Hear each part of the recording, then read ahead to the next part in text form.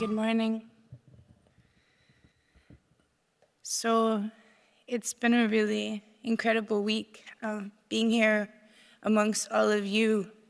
As an Indigenous person, I just know that, in places like this, it's really easy to be happy to be here.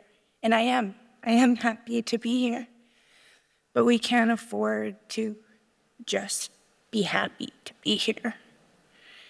And I have so many memories of the people that I come from. And so I'm gonna share some poetry that's in a different tone than I have been over the last few days, just because I feel like it's also an important time to advocate and to remember all of the people that we represent. There are so many people who supported us all in our journeys to be here. There is a reason why we're here, to advocate, to listen, to share, to build. And yay, 2 mics, let's go. So yeah, I'm just gonna go for it. He was born in a place not known to most. Some walked by and shrugged their shoulders, you see. The world we don't understand offers no immediate grasp. It's easy for us. We just shrug our shoulders and smile back if they smile first, but we don't smile first. We just walk past with our heads high as if we don't notice, hoping they don't notice, and wait until you smile back to see if someone would notice. I don't know what happened there. Let me start over. Let's try this again.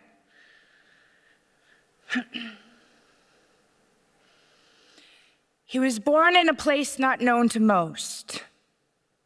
Some walked by and shrugged their shoulders, you see. The world we don't understand offers no immediate grasp. It's easy for us. We just shrug our shoulders and smile back if they smile first, but we don't smile first. We just walk past with their heads high as if we don't notice, hoping they don't notice, and wait until you feel like a jerk, because 10 seconds later, you know they noticed. Now imagine a child, and maybe one who noticed. This particular child was born to someone who forgot she once had dreams. She was no longer exploring. A wonderment's lost. There was nothing curious to her, so she'd stay lost in her thoughts. The world's proven twice over, maybe a little more. People will lie through the grips of your lips, so there's nothing she'd fall for. A syringe and a strap just won't talk back. And sure, sometimes she'd collapse. Maybe there's one thing she fell for. He was nursed by the neighbors and held by their children. He was raised by the world, but it felt like hell that he lived in. And how could they be forgiven if he hasn't been taught how to live yet? Now this little boy joins the system where he's expected to give in. And he feels like he's doing everything wrong and everyone wrong. And teachers remind him he's gonna have a hard time if he wants to move on. If he wants to move on to what? He's been shown his whole life that people don't give, it'd be no surprise when he's given up. But he still tried to do things for people. He tried to go the mile. He thought it felt nice to give, and he liked making people smile. He did this for a while until he knew it never mattered. He became inspired by a world that made him feel flattered. He could disappear into the depths of his block, and he thought his older cousins were cool. They all rocked the same colors, and he wanted that too. So he threw his rag on at 11 and took the title of a runner and saw a place where he can grow and where he felt like a stunner. He saw people begin to notice, so he became devoted. At night, he was thugging, but during the day, he'd hit the books. He wanted to make the money because he liked the way it looked, but he was tired of his brothers dying and that look in his sister's eyes. He heard one person say one time that with these choices come this life.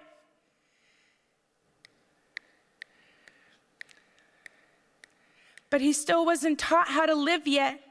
So he put the pieces together. White people have the houses, and it's been like this forever.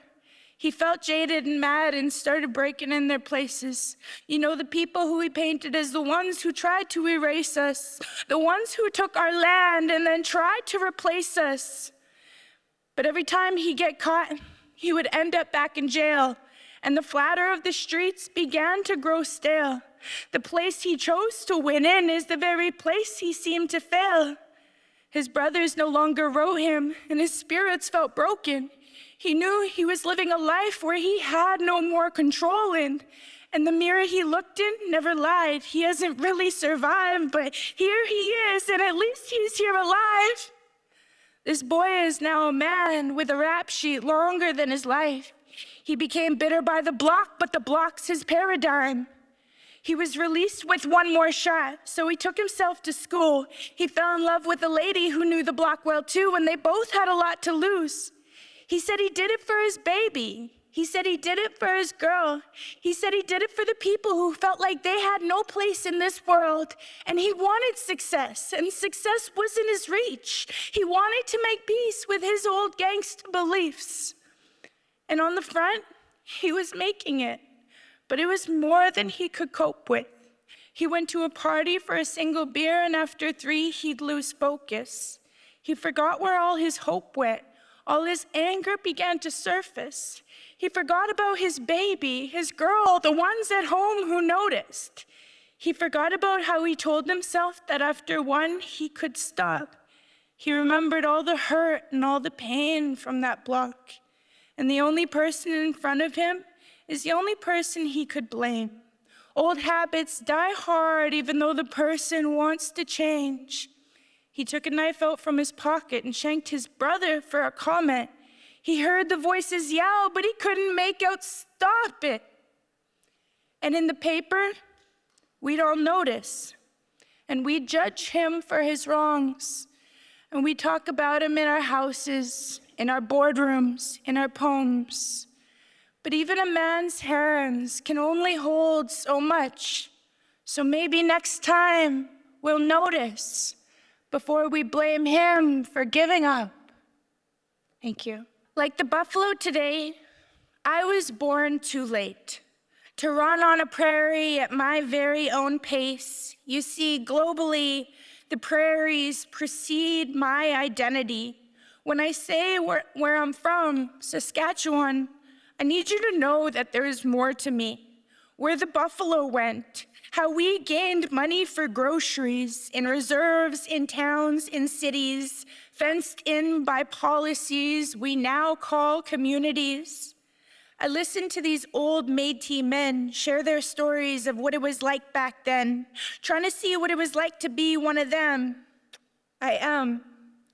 It's 1890. The wheat kings emerge. For the sweep, for the purge, for that dollar surge, we, the Métis, are on the road allowance, pushed like a herd of the buffalo against the fence, and we gotta make it work. I see a time of hunger, of thirst, of 4 a.m. wake-up calls. This land is being divided by the bidders who want to take it all. For these Métis men, I sense listening is a matter of life and death, transformative, like roots desperately finding their depth once again. These Métis men fought hand to machinery, armed and ready, manned by sons prescribed to rely on memory. Like mirrors, they tilled through the grass, broke through the land. Now the last they get a pass for the market's demands. So they grow all the wheat that they can. And still it's not enough because they are Métis men, agriculture, inherently patriarchal. These Métis men missed the times before the road allowance, before the wars, before there was such thing as rich and poor, when we took as we needed, so there was always much more. Before we were all decimated from the prairie moors, and the land was denigrated to supply the chain stores. We are enough, like the buffalo. not how the buffalo are seen as a commodity in today's eyes, as an enterprise. We are the prairie landscape before the survey, before the fences, the roads, and the streets. We are the prairie landscape before the wheat, man-made candy destined to lead us to disease, before corporations inform the policies that decide where, how, and what we eat, before the food banks were filling up their shelves with all their day-old sweet treats, before the cops ran through the beat, when you, me, and the buffalo were all free to run through the prairies with ease. Wouldn't that be nice? Thank you. So the last poem makes me cry every time I read it, and this is the first time that I'm sharing this work. And, I've been in my house for 2 years alone, just like you, just like thinking a lot. So